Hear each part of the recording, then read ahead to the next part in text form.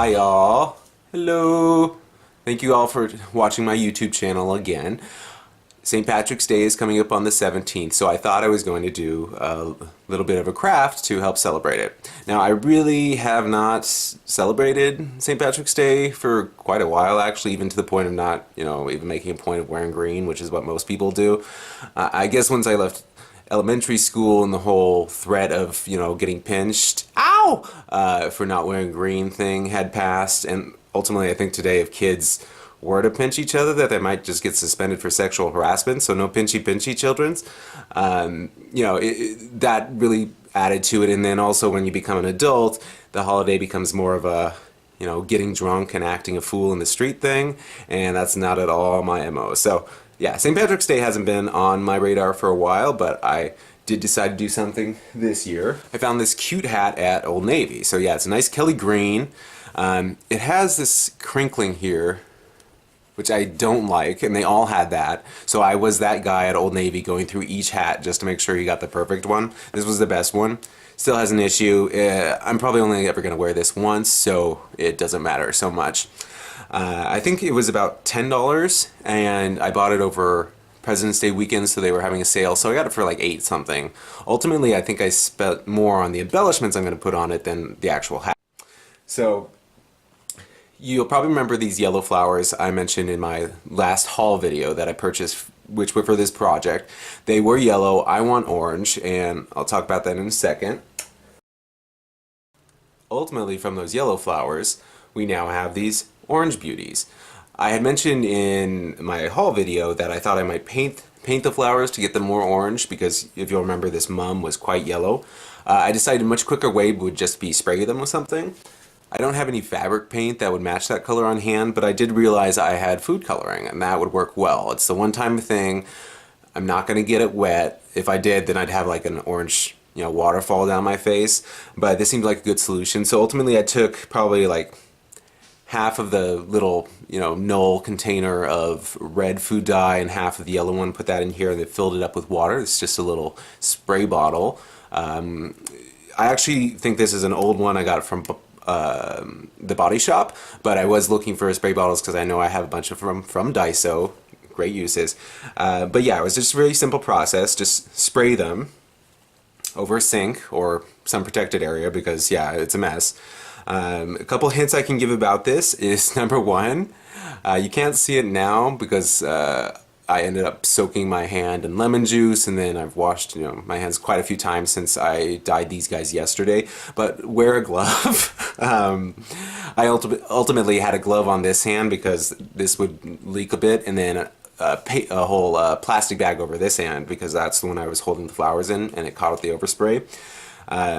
I'm not even like a novice crafter. I've been doing crafts for quite a long time, but I think up to this point it's not been so much about the hands as it has been about the craft. So yeah, I haven't really paid attention to that, and my hands got messed up. I didn't care, but now that I'm choosing to make my hands, the stars, then yeah, I should be conscious of it.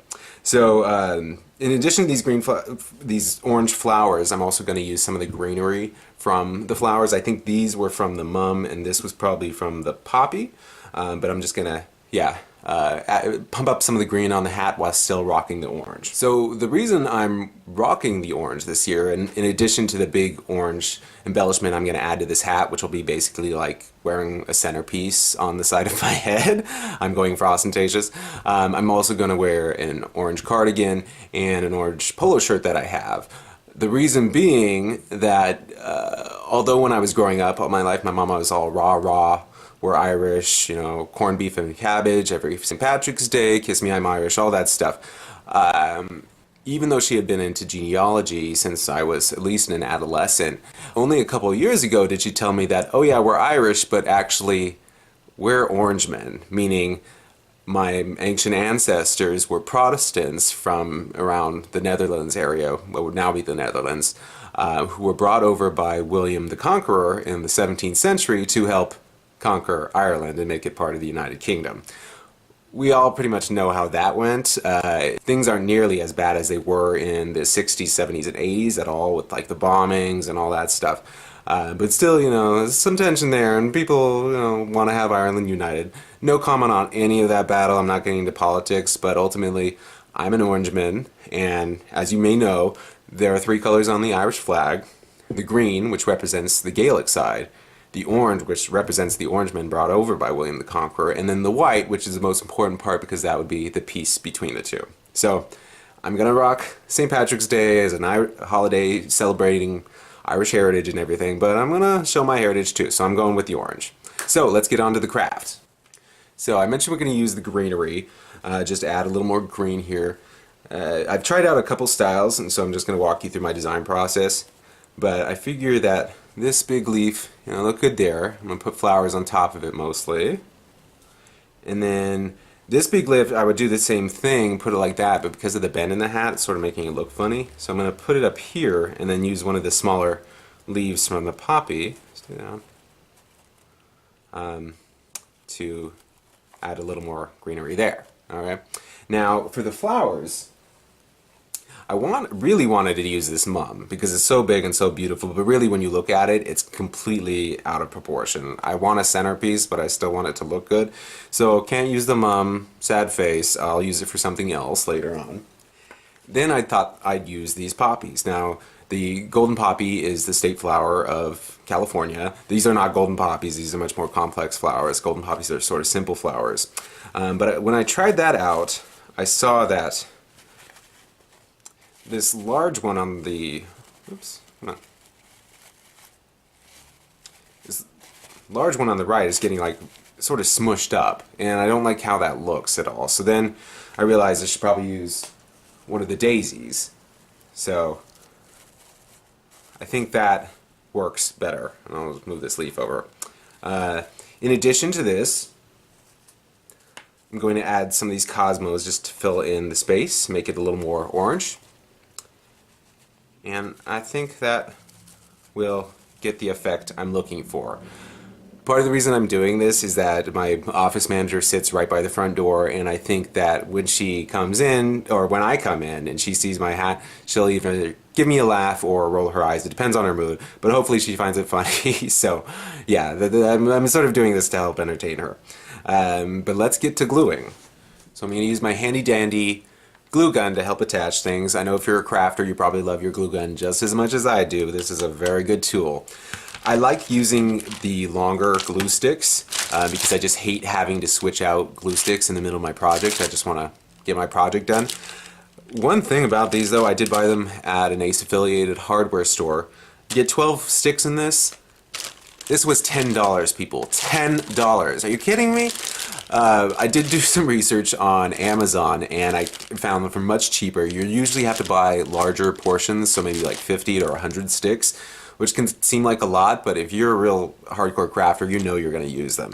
So yeah, I would suggest going with Amazon instead of buying them at the store, but if you have to, the hardware store can be a very good place to find crafting supplies, surprisingly. So there you go. So now I'm just going to wait for my glue gun to warm up. I'm going to use the low setting because I'm working on fabric. I could use the high setting, but also, I don't know. Just use low if you don't want to get burnt, because you know you're going to get it burned. So now we'll just wait for it to warm up. While we're waiting, I will point out that this mat I got, which is a cutting mat, it's a smallish one, but it's good for small craft items. I got it from Daiso, $1.50, cutting mats, they've got everything. If you have one, take advantage of it. I love Daiso so much. So I'm still waiting on this to warm up, but what I actually did was switch it to high. When I get into the crafting, I'm going to go for the low, but just for the initial warming up so that I can get doing what I want to do thing, I'm going to put it on high, just to, yeah, make things happen a little quicker. So the glue is all heated up. I have everything assembled. Let's start doing this. If you are a veteran crafter, I don't really have to give you the tip about the swirl to get rid of the strings, but if you don't know about it, this is like a game changer in terms of using a glue gun, because you will not get little hairy, wispy things all over your project, and a much better finished effect. So yeah, do the swirl. I think I probably learned about it from Martha Stewart, among many, many other things. There's a reason that woman has a multi-billion, come on, billion-dollar company. I think I learned about the swirl probably, oh, I'm getting hairs there, that's not good. Probably from Martha Stewart, like many things and many other people. There's a reason that woman has a multi-billion-dollar industry, and God bless her for it. She works for it. She's a great business person, and really like a crafter's godsend, I think. And I also don't think I'm like speaking out in a, making an unpopular saying by saying that. So I'm just putting everything down. There we go. This is a very easy project, and it would have been easy. Oops. It would have been even easier if I hadn't added the extra step of the dyeing, but I'm really glad I did because I'm really happy with the effect, and it's definitely going more for what I was hoping to have out of this.